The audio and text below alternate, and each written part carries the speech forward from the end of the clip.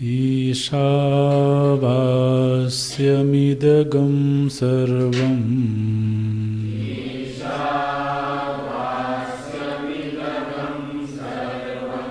यत्किञ्च जगत्यां जगत्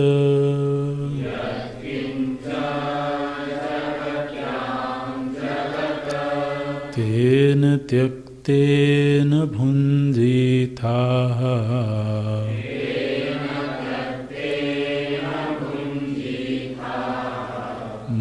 गृधः कस्य स्विद्धनम्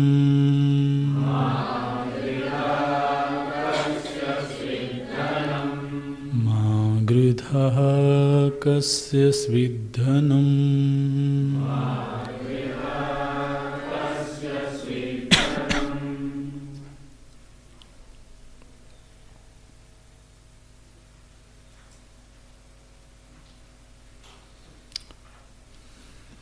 ईश्वर जो संज्ञा है यह क्रियावाची संज्ञा है। तो जिस तरह से किसी को अध्यापक कहते हैं, किसी को चिकित्सक कहते हैं, ये जो संज्ञाएं हैं ये किसी क्रिया का संकेत करती हैं। ठीक इसी तरह से ईश्वर नाम नहीं है,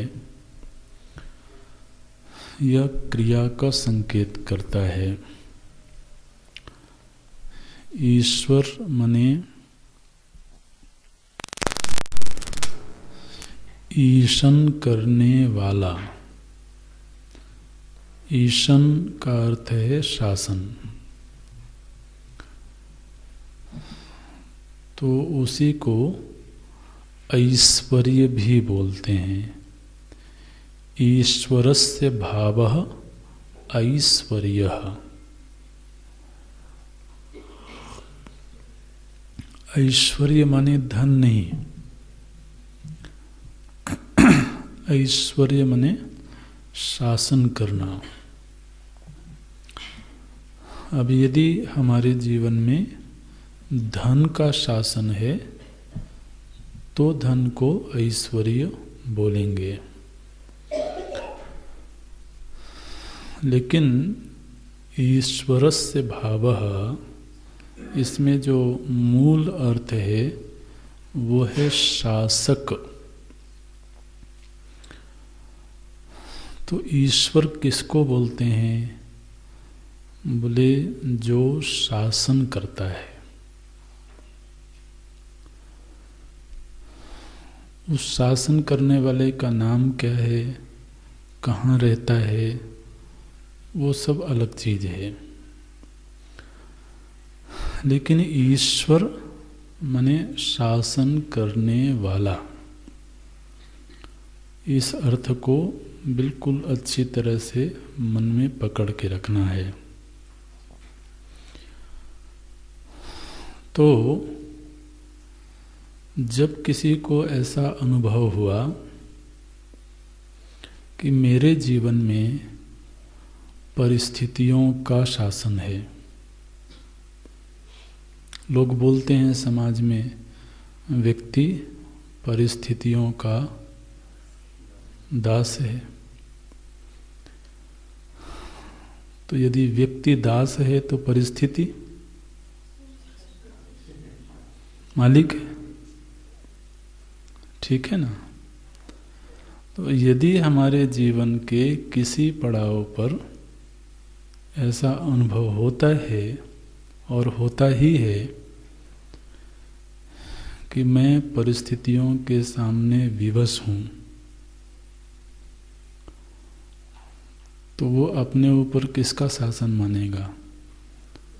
परिस्थिति का। इसको चार्वाक दर्शन बोलते हैं।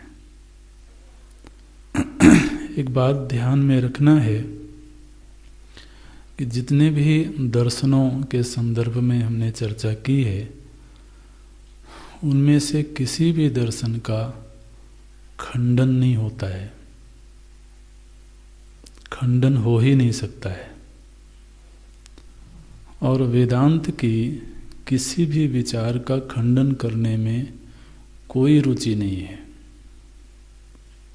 कोई प्रवृत्ति ही नहीं है। क्यों? क्योंकि अगर मेरा ऐसा अनुभव है कि परिस्थिति के सन्मुख में विवश हूँ, तो अब इस अनुभव का खंडन कौन कर सकता है? ये तो मेरा अपना अनुभव है। चाहे भले शास्त्र इस पर कुछ भी कहे, लेकिन अनुभव को कैसे खंडित किया जाए? और विचार से खंडित हो भी गया तो क्या अनुभव होना बंद हो गया? और मेरे जीवन में बंद हो गया, लेकिन दूसरे के जीवन में? तो इसलिए हम जहाँ अपने आप को विवश अनुभव करते हैं, जिसके सन्मुख अपने आप को विवश अनुभव करते हैं, उसको अपना मालिक माने बिना और कोई चारा भी नहीं है ना। तो समाज के बहुत बड़े वर्ग को ये लगता है, आज से 1000 साल पहले भी लगता था, आज भी लगता है और 1000 साल बाद भी लगेगा, कि मनुष्य परिस्थिति का दास है। चाहे वो बहुत समझदार हो, बहुत संपन्न हो, या बहुत बड़े पद पर हो। पद स्वयं एक परिस्थिति है। तो परिस्थिति कई बार हमें विवश करती है और हमें समझौता करना पड़ता है। तो परिस्थितिवाद को परमार्थ मान लिया, उस धरातल पर वो बिल्कुल सही है। चार्वाक दर्शन माने क्या? जो परिस्थिति को ही परमार्थ मान के ये प्रयत्न करता है कि हम किसी भी तरीके से परिस्थिति को अपने अनुकूल बनावें। क्योंकि परिस्थिति जब प्रतिकूल होती है तो हम उसके सामने अपने आप को ज़्यादा विवश अनुभव करते हैं, और परिस्थिति जब अनुकूल होती है तो हमारी विवशता कम हो जाती है। तो आप चार्वाक माने किसी और को खोजने मत जाना, वो हमारे ही जीवन के किसी धरातल की अनुभूति है। तो परिस्थिति को बेहतर से बेहतर बनाने का प्रयत्न किया जाए, माने जिसके सामने हम विवश होते हैं उसको अपने अनुकूल बनाने का प्रयत्न किया जाए। केवल इतना ही चाहता है व्यक्ति। फिर किसी को लगा कि नहीं, व्यक्ति के ऊपर कर्म का शासन है। ये भी हमारी अपनी ही अनुभूति है। इसलिए अध्यात्म विद्या माने अपनी विद्या, इसको कहीं और खोजने नहीं जाना है। हमें ही किसी मोड़ पर लगता है कि मैंने ये कर्म किया और ये कर्म प्रतिकूल था, तो अब इस कर्म में ने मुझे विवश बना दिया। इस कर्म के सामने मैं अपने आप को कमजोर महसूस कर रहा हूं। कर्म तो संपादित हो गया, लेकिन संपादित होने के बाद जो उसका प्रभाव है, कर्म के दो फल होते हैं, एक दृष्ट फल होता है, एक अदृष्ट फल होता है। जो दृष्ट फल है वो तत्क्षण घटता है, जो अदृष्ट फल है वो कालांतर में आता है। तो तत्क्षण घटने वाला फल क्या है कि जैसे ही हमने किसी को अपशब्द बोला तो दुष्कर्म हुआ, तो उस दुष्कर्म का फल तुरंत ही अपने आप अंदर घटित हुआ। आदमी अपने आप को थोड़ा गिरा हुआ महसूस करता है। दूसरे को गिराने की कोशिश में हम अपने आप को गिरा हुआ महसूस करते हैं। ये उस कर्म का दृष्ट फल है। अदृष्ट फल पाप पुण्य के रूप में बाद में आएगा, वो कालांतर की बात है। इसी तरीके से जब हमने थोड़ा सत्कर्म किया तो अंदर कुछ मजबूत होता हुआ महसूस हुआ, वो कर्म का दृष्ट फल है। तो हम अनुभव करते हैं कि जीवन में कभी हम कर्म के सामने विवश होते हैं, तो ये जो कर्मवाद का सिद्धांत है इसका कभी खंडन नहीं हो सकता। किसी ने अगर ये कहा, किसी दर्शन ने, कि कर्म व्यक्ति के ऊपर शासन करता है, तो बिल्कुल सही है। ठीक है ना। फिर किसी ने ऐसा अनुभव किया कि प्रकृति में जो नैसर्गिक लॉ हैं, जो सार्वभौम सिद्धांत हैं, जो इनबिल्ट स्वभाव है प्रत्येक पदार्थ में, वह पदार्थ हमारे ऊपर शासन करता है। यानी जैसे जल का एक प्रभाव है, अग्नि का एक प्रभाव है, वायु का एक प्रभाव है, और हमें नहीं चाहते हुए उस प्रभाव को स्वीकार करना है। और उस प्रभाव में हम परिवर्तन नहीं कर सकते हैं। तो पदार्थ में विद्यमान जो उसका स्वगत स्वभाव है, उस स्वभाव को हमें स्वीकार करना होता है, चाहे स्वीकार करने की इच्छा होवे और न होवे। तो जहां अपनी इच्छा ना चले वही उसी को तो शासक बोलते हैं। ठीक है ना। अब यदि हम चाहें कि अग्नि उष्ण ना होवे, हालांकि आजकल कोई नहीं चाहेगा सर्दी के दिनों में, लेकिन यदि कदाचित हम ऐसा चाहें तो हमारे चाहने से अग्नि, बोले नहीं हम अग्नि को देवता मान करके रोज उपासना करेंगे, फिर क्या होगा? फिर एक दिन वो शीतल हो जाएंगी। शीतल हो गई तो फिर वो अग्नि नहीं रही वहां, है ना। तो पदार्थ में जो स्वगत स्वभाव है, वो स्वभाव भी हमें विवश करता है, ये सत्य है। अब चलते चलते अंधेरे में दीवार से सिर टकरा गया तो चोट लगी। अब इसमें किसको दोषी ठहराया जाए?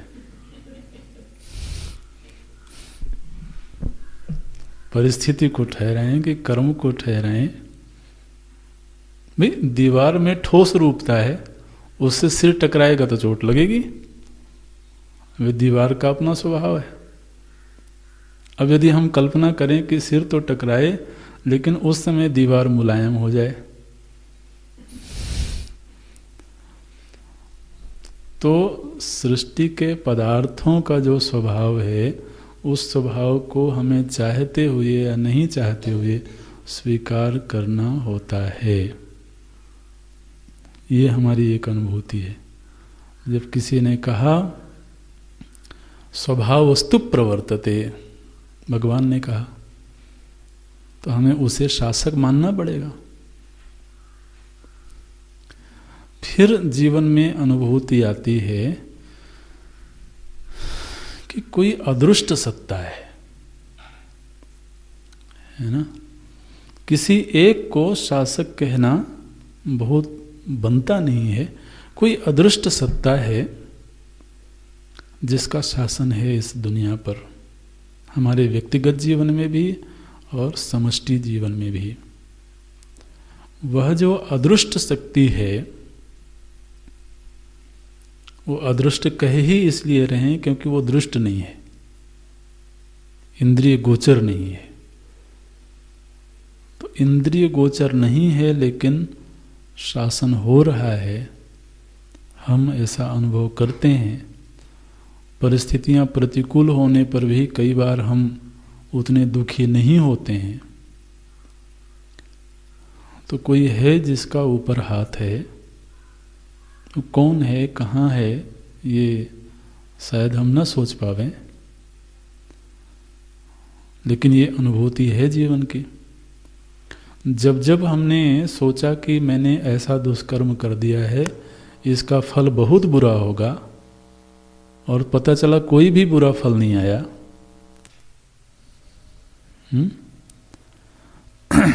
और कभी हमने बहुत अच्छा कर्म किया हो और उसके जितने मात्रा में पारितोषिक पाने की उम्मीद थी वो नहीं आई, तो कई बार कर्म का फल भी जैसी हम अपेक्षा करते हैं वैसा मिलता हुआ नहीं दिखता है। तो ऐसा लगता है कि कोई बीच में है ना, जो चीज़ों को बदल देता है। बहुत प्रतिकूल चीज़ें होंगी, उनको अनुकूल बना देता है। कोई बहुत अनुकूल होगी लेकिन हमारे लिए गरिष्ठ होगी, तो उसको प्रतिकूल बना देता है। तो वो जो भी अदृष्ट सत्ता है वो कहीं होगी। तो अब कहीं होगी तो ये कहीं का कोई नाम होना चाहिए। तो बोले चलो कहीं का नाम रख देते हैं वैकुंठ। अब जब आपने कहा कि वैकुंठ में वो सत्ता है, वो ईश्वर है, तो अब बताओ जरा वैकुंठ कहाँ है? कुल मिला के बात इतनी है कि वो प्रत्यक्ष नहीं है, और इससे ज्यादा कुछ नहीं। आप दूरी नाप के बताओ जरा कितनी दूरी पर है, किस दिशा में है। तो एक अदृष्ट सत्ता है जिसका हमारे जीवन में शासन हमें अनुभव में आता है। इस अनुभव को हम नकार नहीं सकते हैं। कई बार जीवन में ऐसी अनुकूल परिस्थितियां आ जाती हैं, शायद हम डिजर्व नहीं करते होंगे। अगर हम अपने ही पूर्व जन्म तो चलिए याद नहीं है, लेकिन इस जन्म के ही अपने पूर्वकृत कर्मों को याद करें तो कई बार हम अनुभव करते हैं कि हम उतना डिजर्व नहीं करते जितना हमको मिल जाता है। तो फिर उसमें कर्म को अगर हम जिम्मेदार ठहराएं तो कर्म उतने बड़े हैं नहीं। परिस्थितियां कर्म का ही परिणाम है, परिस्थितियों को भी जिम्मेदार नहीं ठहराया जा सकता। जहां तक स्वभाव की बात है, उस स्वभाव में भी ऐसा कुछ दिखता नहीं है। तो फिर कोई चौथी चीज है जिसको अदृष्ट कहेंगे, जो जीवन में कहीं प्रभाव डाल रही है, इसलिए उस अदृष्ट सत्ता का नाम रखा गया ईश्वर। ठीक है, तो जो ईश्वर शब्द है इसके अर्थ की ओर जाना। ये ईश्वर संज्ञा नहीं है, ईश्वर क्रियावाची शब्द है। तो जहां भी हमें शासक दिखेगा, जहां भी शासन दिखेगा, आप उसको ईश्वर कह सकते हैं। किसी ने परिस्थिति को प्रधान कहा, ईश्वर नाम नहीं दिया, लेकिन अर्थ तो वही है। कभी हम अपने ही जीवन में अनुभव करते हैं कि हमारे भीतर जो त्रिगुणों की स्थिति है वो हम पर शासन करती है। जिस समय रजोगुण डोमिनेटिंग पोजीशन में होता है, उस समय हम लाख कोशिश करके ध्यान नहीं कर सकते।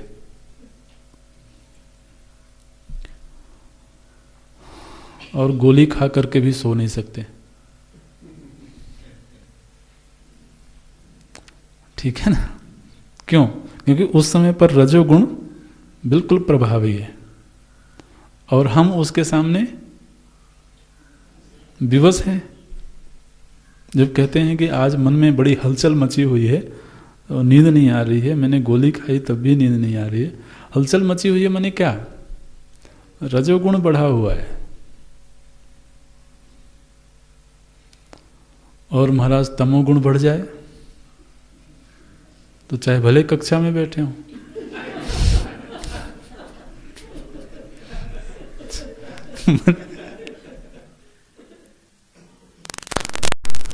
तो कौन शासन कर रहा है? वो गुण कर रहा है ना। तो कभी ऐसा अनुभव आता है कि जीवन में हमारे निर्णयों को प्रभावित करने में गुणों की भूमिका है। तो गुणों को ईश्वर मानना पड़ेगा। तो इस दृष्टिकोण से चिंतन को थोड़ा विस्तार देना चाहिए, उसको सीमित नहीं करना है। अब यदि कोई अभी मान लीजिए कि परिस्थिति के धरातल पर ही खड़ा है, कल कोई पूछ रहे थे कि इस ईश्वर तत्व पर काफी चिंतन हुआ, अब हमें कभी किसी को उपदेश करना पड़ेगा तो इतना उपदेश करना पड़ेगा। अब ये चिंता तो होती है लोगों को।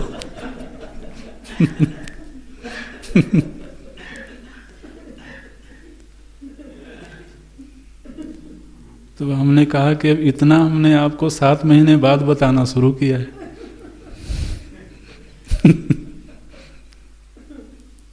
ठीक है ना? तो अभी आप सुन लीजिए, जब बोलने की बारी आएगी तो बताएंगे क्या बोलना है। तो यदि कोई परिस्थिति के धरातल पर खड़ा है, उसको लगता है कि परिस्थिति मुझे विवश कर रही है, तो उसको केवल और केवल कर्म का उपदेश किया जाना चाहिए। तुम सत्कर्म करो, प्रतिकूल परिस्थिति को अनुकूल परिस्थिति में बदलो, है ना? तो जो उपदेश होता है वो सामने वाले के धरातल को ध्यान में रखते हुए होता है। भगवान ने कहा न बुद्धि भेदम जनयेत अज्ञानाम कर्म संगीनाम। जो अभी अज्ञान में बहुत गहरा घुसा हुआ है और अभी कर्म में बिल्कुल डूबा हुआ है नाक तक, उसकी बुद्धि को विचलित मत करना, बल्कि उसको यही उपदेश करना कि तुम और कर्मठ हो करके सत्कर्म का संपादन करो, क्योंकि वही उसके धरातल से ऊपर उठाने का साधन है उसके लिए। अब हम वेदांत पढ़ करके गए और बेचारा परिस्थिति में अभी घिरा हुआ है, परिस्थिति से बाहर निकल नहीं पा रहा है, और हमने उसको बोलना शुरू कर दिया शासक तो चेतन तत्व है,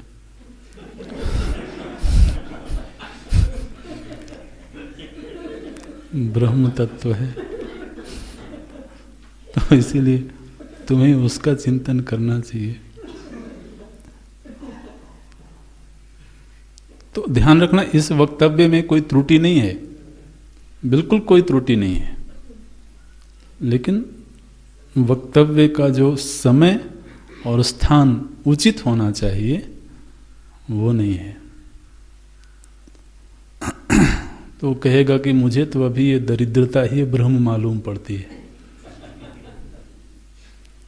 आप तो वो उपाय बताओ जिससे मैं इस परिस्थिति से बाहर निकलूं। इसलिए वेदांत को किसी भी धरातल के चिंतन का खंडन करने में कोई रुचि नहीं, क्योंकि खंडन हो नहीं सकता है। हाँ, उससे संक्रमण हो सकता है, माने हम उस पायदान से एक पायदान आगे जा सकते हैं। वेदांत का रुझान केवल इतने में है कि हम एक पायदान से दूसरे, तीसरे, चौथे ऐसे चढ़ते चले जाएं। तो फिर ये जितना समाज में कथा आदि के माध्यम से भक्ति का सहारा लेकर के उपदेश होता है, वो सारा का सारा उपदेश किस धरातल का है? एक अदृष्ट सत्ता है जिसका हमारे जीवन में शासन है, जो हमारे कर्मों का फल निर्धारित करता है। तो वो है, अब उस अदृष्ट सत्ता से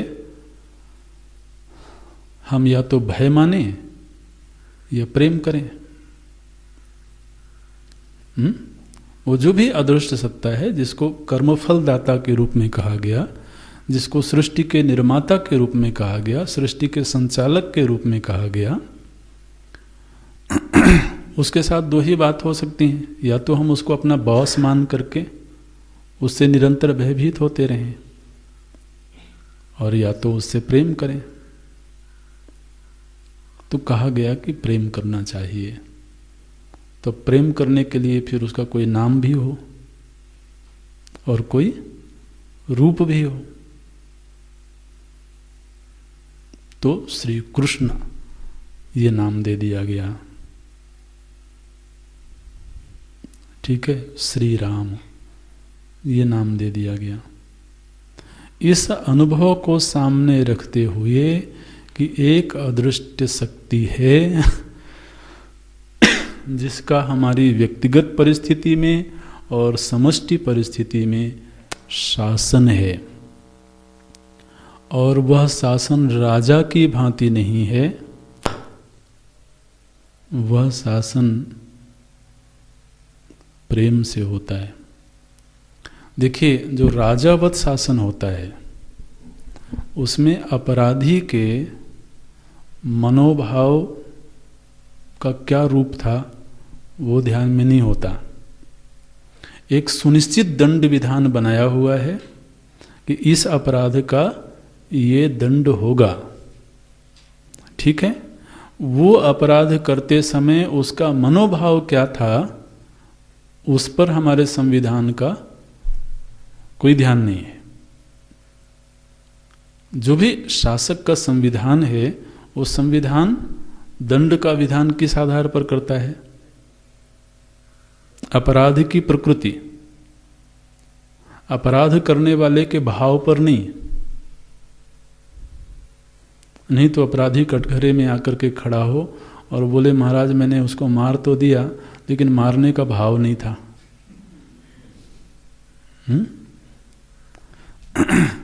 ईश्वर के शासन में और दूसरे राजा के शासन में अंतर देखना। राजा मतलब हमारा जो संविधान है, जो हमारी सरकार है। किसी समय राजतंत्र था तो राजा बोलते हैं। तो शासन सम्राट भी करता है और शासन प्रभु भी करते हैं, लेकिन इन दोनों शासनों में अंतर देखना। जो सम्राट का शासन है वहाँ पर हर अपराध का एक सुनिश्चित दंड निर्धारित किया हुआ है। वहाँ अपराधी के मनोभाव की कोई कीमत नहीं है। मनोभाव चाहे जो रहा हो, वहाँ पर क्रिया क्या हुई, तो दंड का निर्धारण क्रिया से होता है। लेकिन प्रभु जी जब दंड देते हैं तो वहाँ क्रिया प्रधान नहीं होती।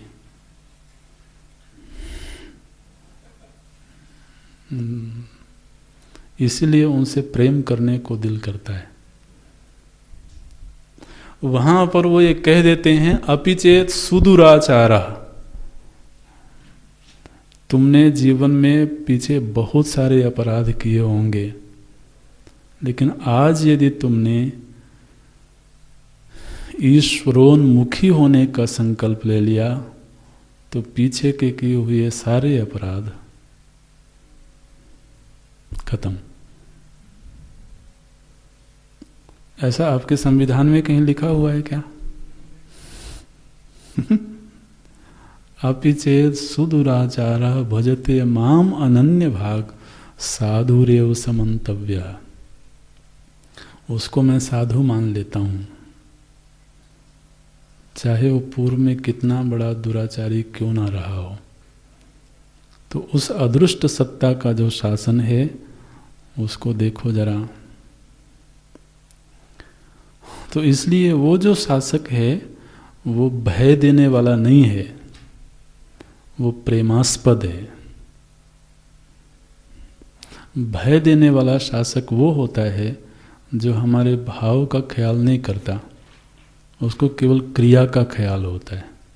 तुमने ये क्रिया की है, इसका ये दंड मिलेगा। क्रिया के पीछे भाव चाहे जो रहा हो।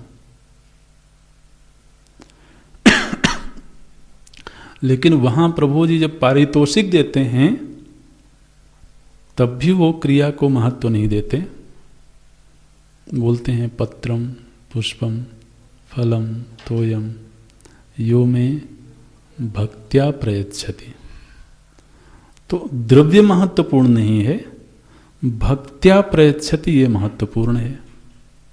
भक्त्या माने भक्ति पूर्वक, समर्पण पूर्वक उसने पुष्प भी चढ़ाया है,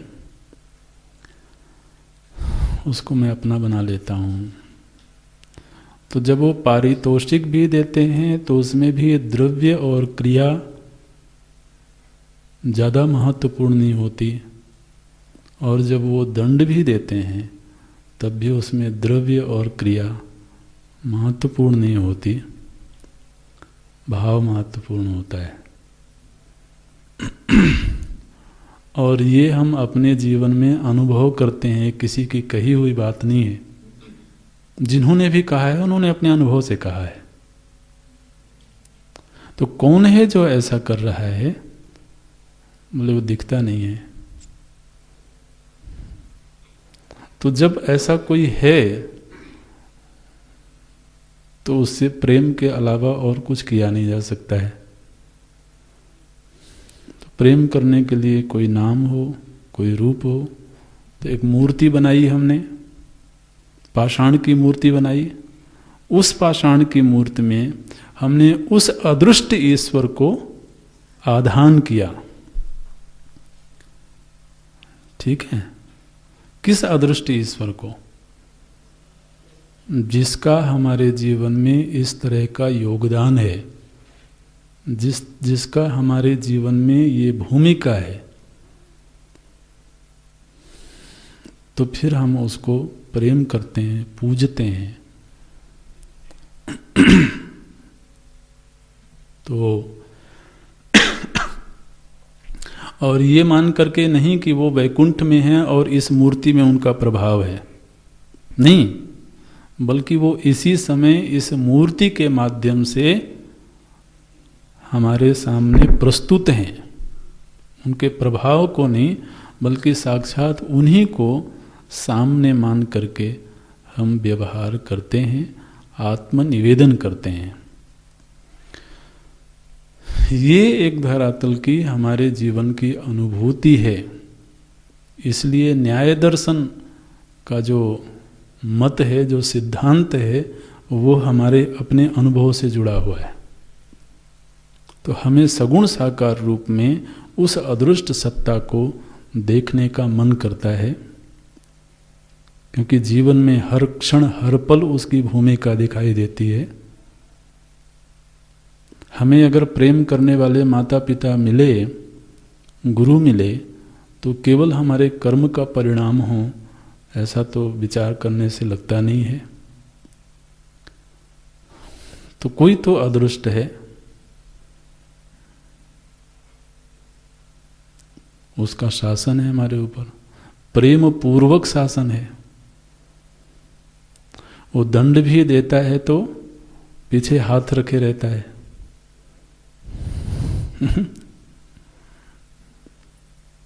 कभी कभी जो माता होती है ना, अपने बच्चे को मारती है।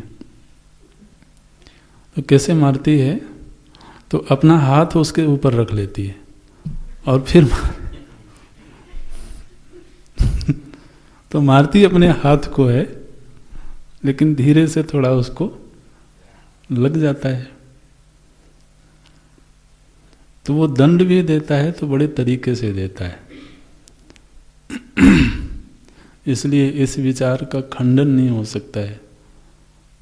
और ये तो हमारी साधना है, साधक को इसी तरह की साधनाओं से ऊपर उठना है।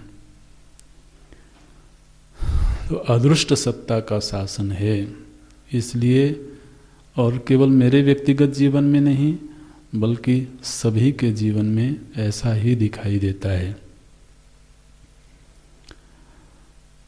फिर उससे और एक कदम ऊपर उठे तो शासकत्व दिखाई दिया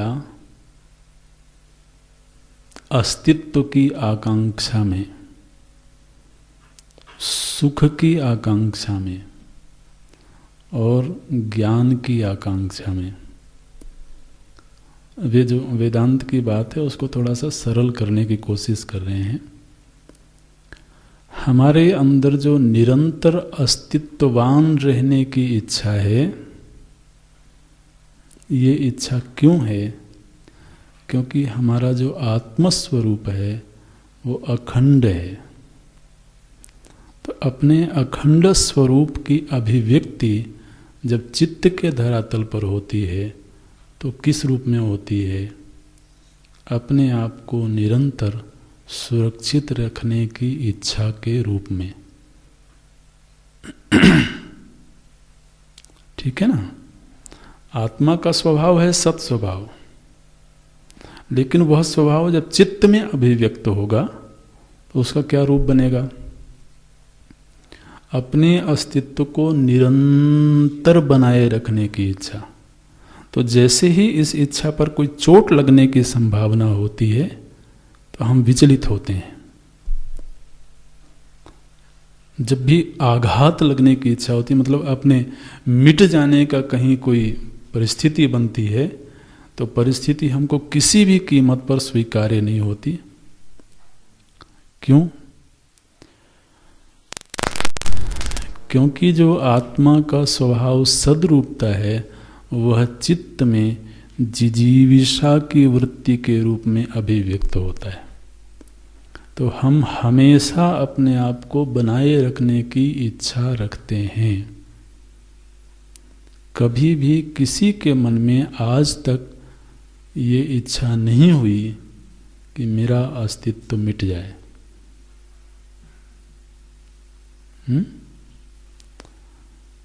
यहाँ तक कि जो आत्महत्या करता है वो आत्महत्या भी इसलिए करता है क्योंकि जो परिस्थिति उसके सामने है वो उसके अस्तित्व को बहुत दुख दे रही है।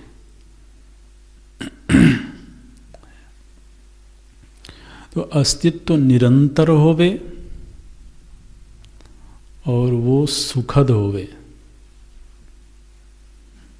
क्यों सुखद होवे? ये अस्तित्व को निरंतर सुखद बनाए रखने की इच्छा क्यों है? क्योंकि आत्मा का सहज स्वभाव है आनंद। तो आत्मा का सहज स्वभाव जो सुख है, आनंद है, वही जब चित्त में अभिव्यक्त होता है तो निरंतर सुखी होने की इच्छा के रूप में वो अभिव्यक्त होता है।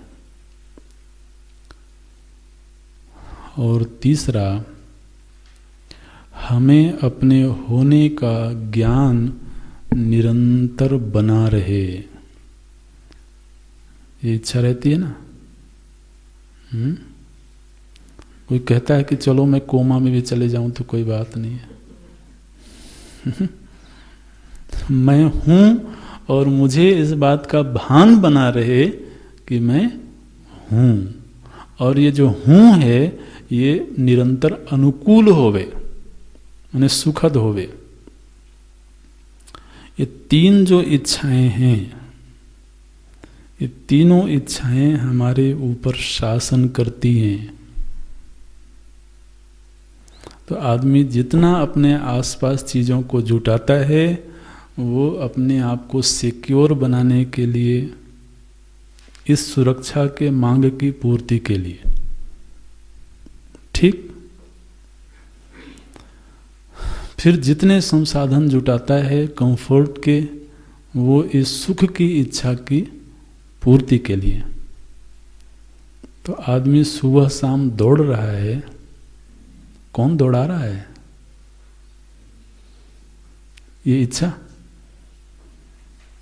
तो शासक कौन है? इच्छा हुई ना। निरंतर बने रहने की इच्छा, निरंतर सुखद बने रहने की इच्छा और जानने की इच्छा। ये तीन इच्छाएं मूल हैं जो प्रत्येक प्राणी को क्रियाशील बनाती हैं, और इन्हीं इच्छाओं की पूर्ति के लिए हर मनुष्य निरंतर कुछ कुछ करता रहता है। क्यों? क्योंकि ये तीनों ही इच्छाएं चित्त के धरातल पर हैं। ये हमारा निज स्वरूप है, उसको बोलते हैं आत्मा। ईशावास्य उपनिषद में उसी को कहा गया ईश। ईश का अर्थ है आत्मदेव। जब अदृष्ट के रूप में शासक आप हमको मालूम पड़े, तब ईश का अर्थ हो जाएगा परमात्मा, जो परोक्ष है। लेकिन जब शासक अपने ही भीतर कहीं मालूम पड़े, तब ईश का अर्थ होगा आत्मा। जब वह शासक परोक्ष मालूम पड़ता है, बाहर मालूम पड़ता है, तब आप उनको नाम दे दीजिए, श्री राम, श्री कृष्ण, जो भी नाम देते हैं वो शास्त्रीय होने चाहिए। लेकिन वही जब अंतर्यामी के रूप में भीतर बैठ करके शासन करता हुआ मालूम पड़े, तब उसको आत्मा ही कहा जाएगा। प्रत्यगात्मतया तेन स्वेन रूपेण आत्मना ईशावास्यम। तो वही जो शासक है वही सर्वत्र व्याप्त है, ये निर्णय होता है। भाष्य के कुछ पंक्तियां देख लेते हैं। प्रश्न हुआ किम आच्छादनीयम, किसके द्वारा आच्छादित है? तो भगवान भाष्यकार विवरण देते हैं।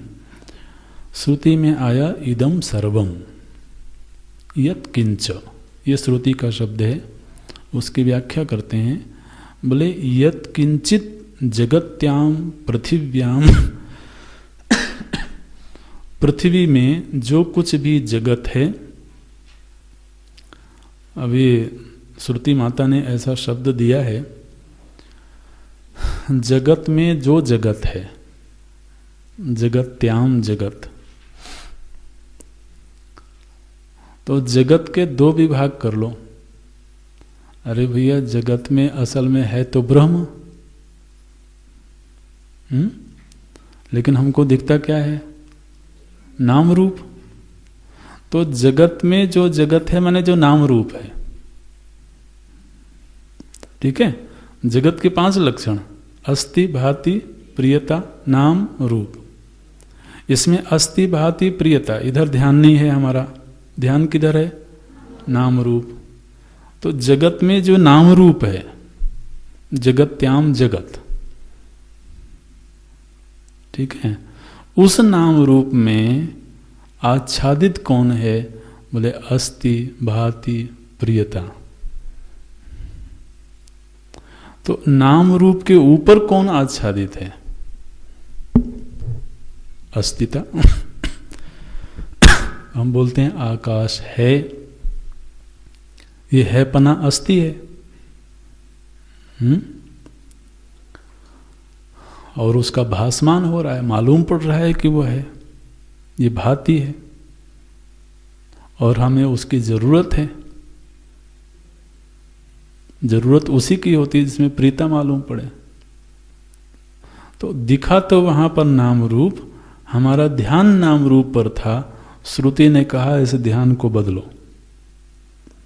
वो नाम रूप जहां जहां दिख रहा है वहां अब अस्ति, भाति, प्रियता को देखने का अभ्यास करो। क्योंकि आद्यत्रयम ब्रह्म रूपम जगत रूपम ततोद्वयम। तो जगत में जो जगत दिख रहा था, जगत में जो नाम रूप दिख रहा था, अब वहां पर ईश्वर को आच्छादित कर दो। अस्ति, भाति, प्रियता को आच्छादित कर दो। माने वो पहले से वहां है, ये दृष्टि प्राप्त कर लिया जाए कि आकाश में जो अस्तित्व है वो आकाश की नहीं है, ब्रह्म की है। आकाश में जो भासमानता है वो आकाश की नहीं है, ब्रह्म की है। आकाश में जो अनुकूलता है, प्रियता है, वो ब्रह्म की है। आकाश का क्या है? बोले उसका केवल नाम और रूप है। हमारी जो स्थूल दृष्टि है वो केवल नाम रूप को देखती है। श्रुति माता दृष्टि देती हैं कि उस नाम रूप के ऊपर अस्थि भाति प्रियता को देखो, क्योंकि कारण रूप में वह पहले से ही आच्छादित है। तो जब आभूषण खरीदने जाओ तो आकार देख लेना, लेकिन सोना भी देख लेना। ठीक है। तो आभूषण में सोने को आच्छादित कर दिया जाए, ये श्रुति माता ने आदेश दिया, मानो। वास्यम आच्छादनीयम, किम आच्छादनीयम, स्वर्ण आच्छादनीयम, कुत्र, कहाँ, बोले समस्त आभूषणों में। इसी तरह से यत् किंचित जगत त्याम जगत, जो कुछ भी इदम रूप प्रपंच में नाम रूप है उसमें ईश्वर को आच्छादित कर दो, माने सोने को देख लो। केवल आभूषण का आकार मत देखते रहो और नाम मत देखते रहो, क्योंकि असली चीज तो सोना ही है। असली चीज पर नजर जाती नहीं है, माने दुनिया में नहीं जाती है, आभूषण में तो खूब जाती है।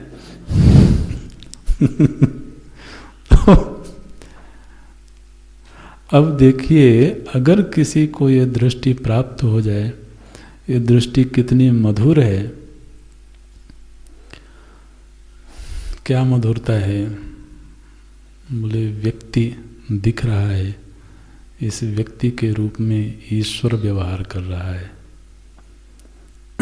वृक्ष सामने पुष्पित है, वृक्ष दिख रहा है, नाम रूप, ईश्वर वृक्ष के रूप में हमें पुष्प दे रहा है, सुगंधि दे रहा है। ईश्वर खड़ा है वृक्ष के रूप में। प्रातः काल भोर में सूर्योदय हो रहा है, बोले देखे ईश्वर चमक गया, सारे जगत को प्रकाशित कर दिया।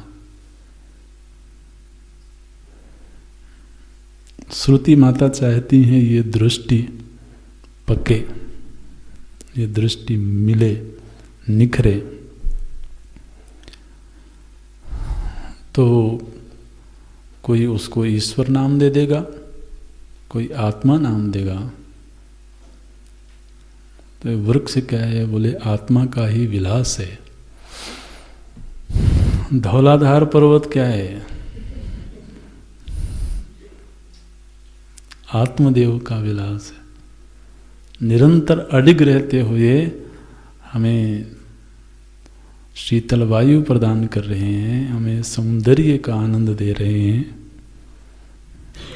ठीक है ना। तो हर जर्रे में उसी का नूर नजर आता है। फिर इसको बोलते हैं महाराज ईशावास्यम। ये दृष्टि मिलती है तो इसमें मधुरता टपकती है। बोलते हैं पृथिव्याम जगत स्वेन आत्मना ईशेन प्रत्यगात्मतया, समूचे जगत की आत्मा बन करके वह जो ब्रह्म तत्व है उसकी ओर दृष्टि जानी चाहिए।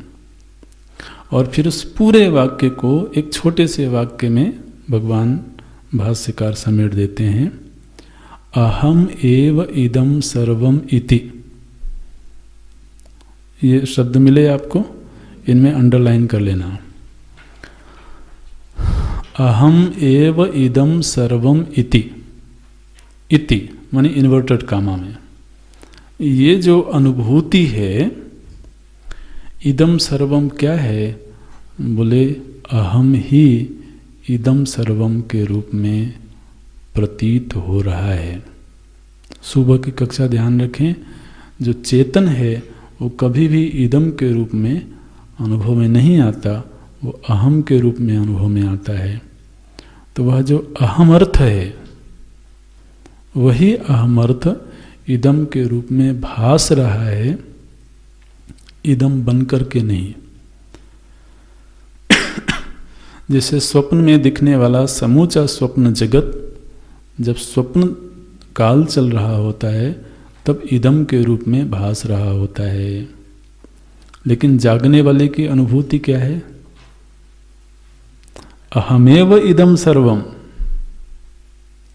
जो स्वप्न जगत था वो स्वप्न जगत के विषय में उसकी क्या टिप्पणी होगी? इदम इदम रूप से भासमान जो स्वप्न प्रपंच था वो कौन था? बोले अहम एव। तो जिसको ये आत्मदृष्टि मिल गई है उसका वक्तव्य होगा अहमेव इदम सर्वम, और जो अभी थोड़ा भक्ति के धरातल पर है वो कहेगा ईश्वर एव इदम सर्वम, श्री राम एव इदम सर्वम। तो गोस्वामी जी कहेंगे सिया राम में,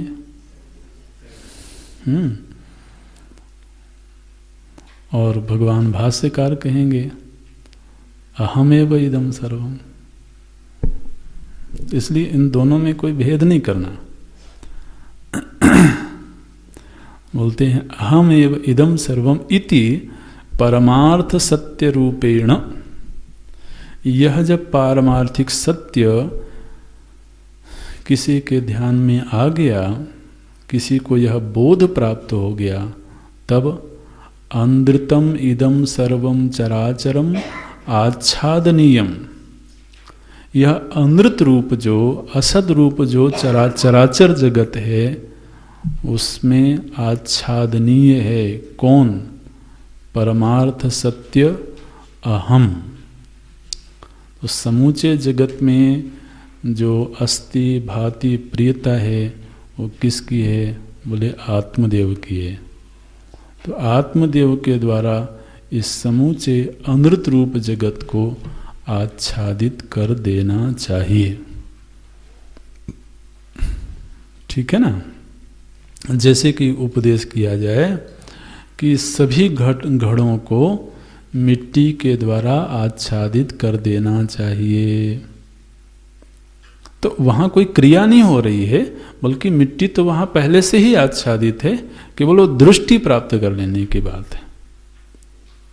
तो जो अनृत रूप घट है, आकार और नाम है, उसमें आच्छादित कौन आच्छादित है?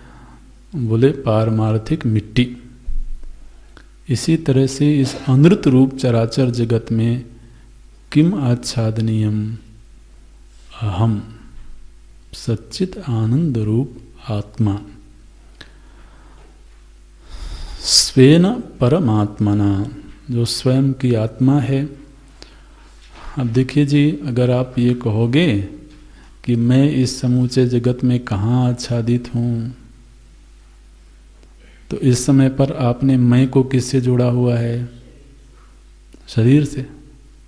अरे शरीर खुद भी जगत है, तो थोड़ा कहा जा रहा है कि जगत के ऊपर जगत को आच्छादित करो। तो जब हम कह रहे हैं कि मैं तो महाराज एक देश में हूँ, एक काल में हूँ, मैं इस समूचे जगत में कहाँ आच्छादित हूँ, तो भगवान भाष्यकार जरा डांटेंगे और डंडा भी उठा दे।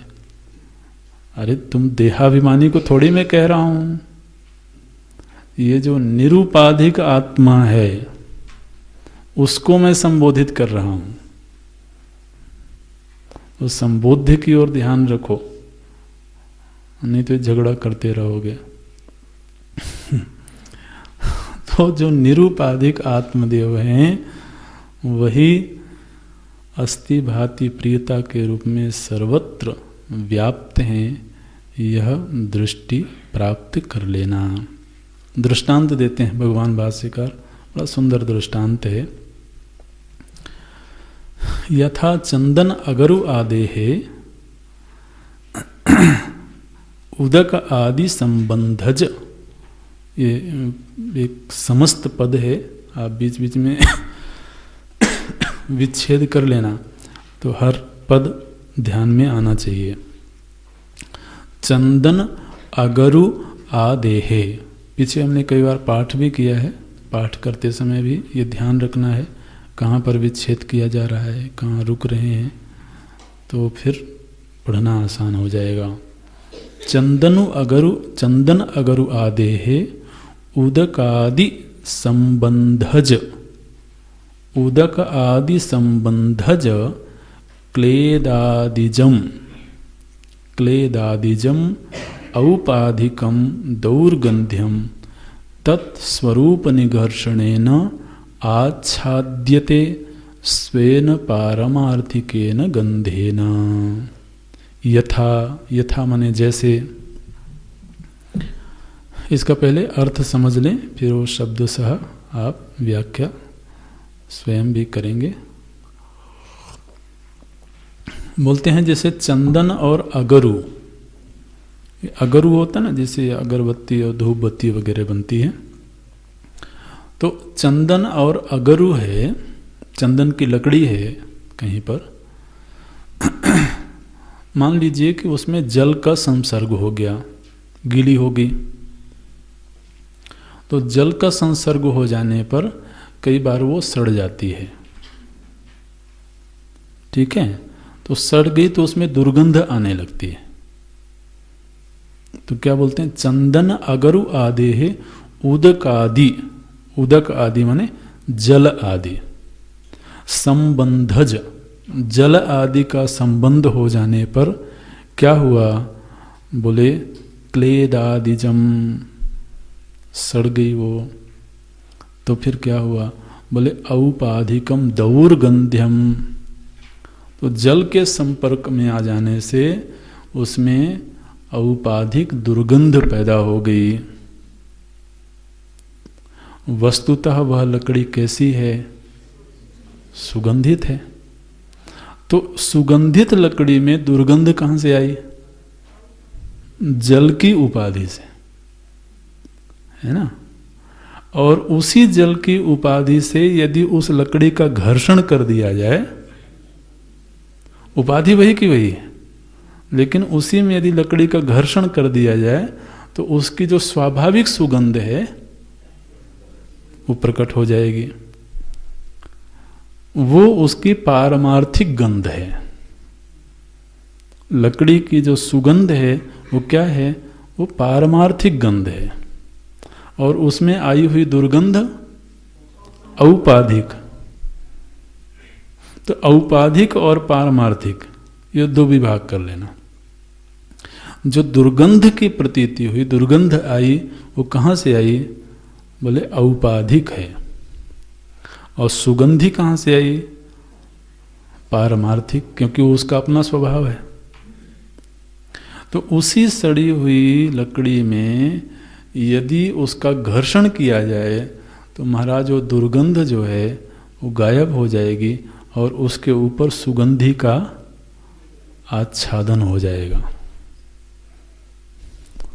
ठीक है ना। देखिए ऐसा सुंदर दृष्टांत देते हैं, यथा चंदन अगरु आदेहे उदकादिज संबंधज क्लेदादिजम औपाधिकम दौर्गंध्यम तत्स्वरूप निघर्षणेन, माने उसके स्वरूप का, लकड़ी का जब निघर्षण किया जाएगा तो क्या होगा, आच्छाद्यते स्वेन पारमार्थिकेन गंधेन, वह अपने पारमार्थिक गंध से उसको आच्छादित कर देगी। अब वहाँ दुर्गंध नहीं रही, उसके ऊपर सुगंधि का आच्छादन हो गया। ठीक इसी तरह से तद्वदेव, तो जो पंक्ति थी दृष्टांत थी, तद्वदेव ठीक वैसे ही स्वात्मनि अध्यस्तम स्वाभाविकम कर्तृत्व भोक्तृत्वादि लक्षणम, इसी तरह से स्व आत्मनि, अपनी आत्मा में अध्यस्त, अध्यस्त माने कल्पित, अपने निज स्वरूप में कल्पित, क्या कल्पित, बोले स्वाभाविकम कर्तृत्व भोक्तृत्वादि लक्षणम। स्वाभाविकम का अर्थ है यहाँ पर अनादि सिद्धम, है ना। स्वाभाविक का अर्थ आप पारमार्थिक नहीं करना, बल्कि अनादि सिद्ध जो कर्तृत्व भोक्तृत्वादि लक्षणम जगत द्वैत रूपम जगत्याम पृथिव्याम। तो इसका वाक्यार्थ पहले आप देख लें, फिर हम एक एक पद पर चर्चा करेंगे। तो भगवान भाष्यकार इस दृष्टांत के माध्यम से ये कह रहे हैं कि इस आत्मा में जो कर्तृत्व भोक्तृत्व की अनुभूति पैदा हुई है, ये क्या है? दुर्गंध है। ठीक है, ये कर्तृत्व भोक्तृत्व कहाँ से आया? उपाधि के संसर्ग से। शरीर इंद्रिय आदि के उपाधि से जब तादात्म्य हुआ तभी तो कर्तृत्व भोक्तृत्व पैदा हुआ। और वो कर्तृत्व भोक्तृत्व कहाँ मालूम पड़ रहा है? आत्मा में ही। जो आत्मा पारमार्थिक रूप से आनंद स्वरूप है, उसके ऊपर महाराज ये दुर्गंधी पैदा हो गई। कर्तृत्व भोक्तृत्व आदि। अब इसका निवारण कैसे होगा? बोले निघर्षणे न। जब आत्मदेव के यथार्थ रूप का चिंतन होगा, ये चिंतन ही निघर्षण है। चित्त में जब निरंतर उसका चिंतन होगा तो कर्तृत्व भोक्तृत्व आदि तो मिटने लगेगा और जो उसका सहज आनंद स्वरूप है वो प्रकट होने लगेगा। तो ये जो कर्तृत्व भोक्तृत्व है, इसके ऊपर आच्छादित कौन हो जाएगा? आनंद, निजानंद। तो ये आच्छाद नियम का रूप फिर ये बना। उसका थोड़ा विवरण विस्तार से करते हैं। कर्तृत्व भोक्तृत्व आदि लक्षणम जगत द्वैत रूपम जगत्याम पृथिव्याम। जगत इति जगत्याम इति उपलक्षणार्थम। ये जो जगत्याम कहा गया, जगत में इससे उपलक्षणा लेनी चाहिए। क्या? सर्वम एव नाम रूप कर्माख्यम। जगत्याम मतलब समूचा जो नाम रूप और कर्म से युक्त जगत है। विकार जातम, ये सारे के सारे विकार हैं, ये सब परमार्थ सत्यात्म भावनया। जब नाम रूप कर्म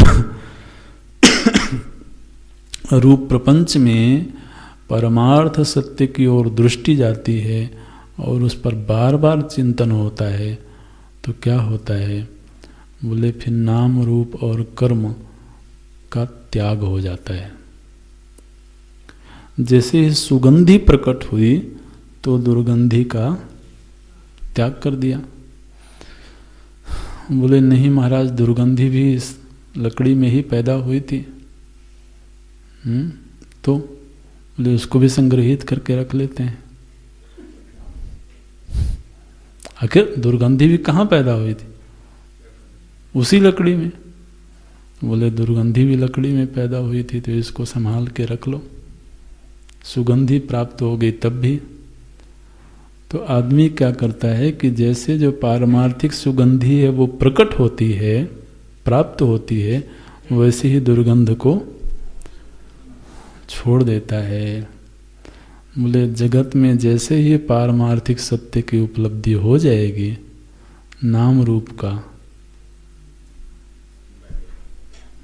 त्याग हो जाएगा। परमार्थ सत्यात्म भावनया त्यक्तम स्यात्। किम त्यक्तम स्यात्? नाम रूप कर्माख्यम विकार जातम। ये नाम रूप और कर्म से उत्पन्न जो भी जगत है, नाम रूपात्मक जगत है, इसका त्याग हो जाएगा। त्याग का अर्थ है बाधित हो जाना। तो जैसे ही परमार्थ सत्य की ओर दृष्टि गई, वैसे ही नाम रूपात्मक जगत का बाध हो गया।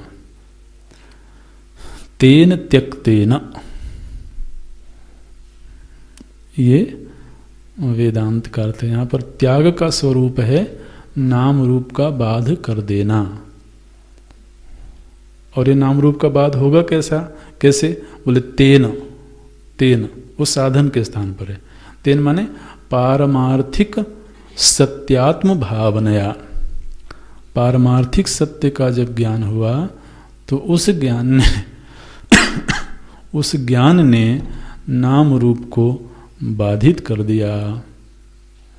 और महाराज जब नाम रूप बाधित हो गया तो फिर उस बाधित नाम रूप में कोई रमण करेगा क्या? कोई उसका पालन करेगा? भगवान ने यहां पर दृष्टांत दिया, अगली कक्षा में देखेंगे। बोले पुत्र में उसके पालन की पोषण की भावना तभी तक रहती है जब तक वो जीवित है, और कल को मर गया तो बोले नहीं, अभी भी उसका पालन करते रहो। ये तो कोई करता नहीं है। ये नाम रूप क्या हुआ? बोले परमार्थ सत्य का ज्ञान जिस दिन हुआ उस दिन नाम रूप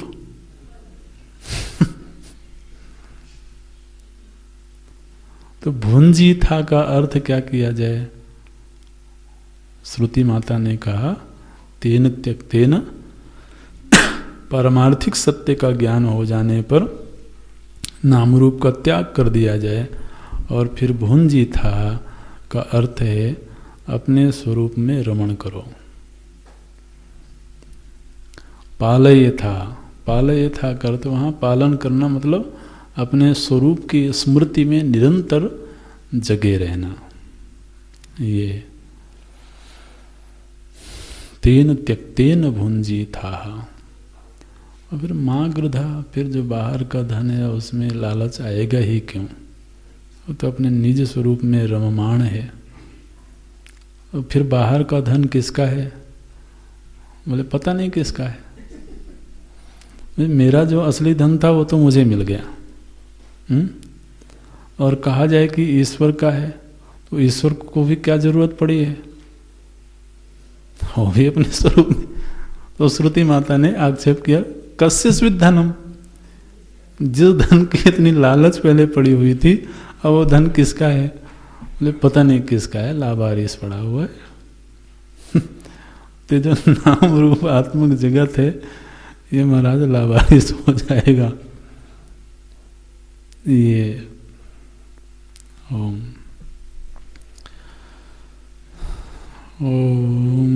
पूर्णमदः पूर्णमिदं पूर्णात् पूर्णमुदच्यते पूर्णस्य पूर्णमादाय पूर्णमेवावशिष्यते।